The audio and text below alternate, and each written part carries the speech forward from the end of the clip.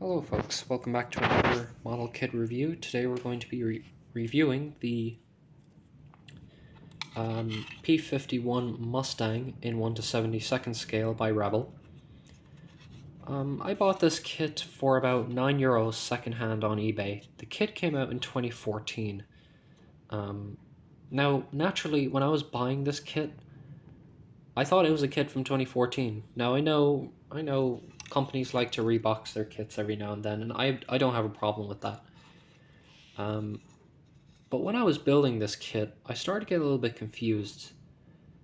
First of all, raised panel lines and raised rivets, which is a bit odd from a kit from 2014. Did I say 2017? I don't know. It was 2014 this kit came out, at least to my knowledge, or the one I got was in 2014, reboxed. So, yeah, I was building it and I was noticing all these problems. Eventually I got sick of it because it was so hard to build. I just wanted it to look good. So eventually I did just call it a day.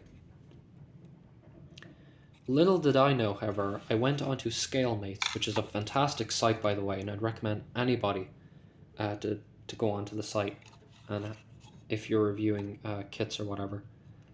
The molding from this kit, I kid you not, is from 1964. And my gosh, does it look like it. None of the parts fit. The propeller is really badly molded. Actually, everything is really badly molded. The wheels I actually broke in the process, so I just decided not to build them like that. The painting is very messy because I just gave up on the kit. I didn't want to build it anymore. Now, I would have continued to build it, but for some reason I threw out the decals and the cockpit canopy. So, yeah, I just left the kit on my shelf and that was it. I do like the P-51, and I've actually ordered a Airfix variant, which I heard is way better. So I'll definitely build that and I'll give that kit a review if and whenever I get around to finishing it. For €9, I think it was okay if I had kept the decals and stuff, but honestly, folks, this one I'm actually not going to recommend. If you are going to build one in 1/72 scale, get the Airfix variant. I haven't even built the Airfix variant and I'm already recommending it to you, but that just goes to show how bad this kit was. It does come with drop tanks. You can see the connection ports there, but once again, I just didn't bother.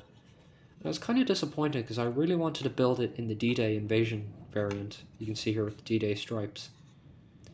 But yeah, the raised panel lines. I would recommend this for an extremely advanced modeler, sort of like a challenge if you want to make this kit look good.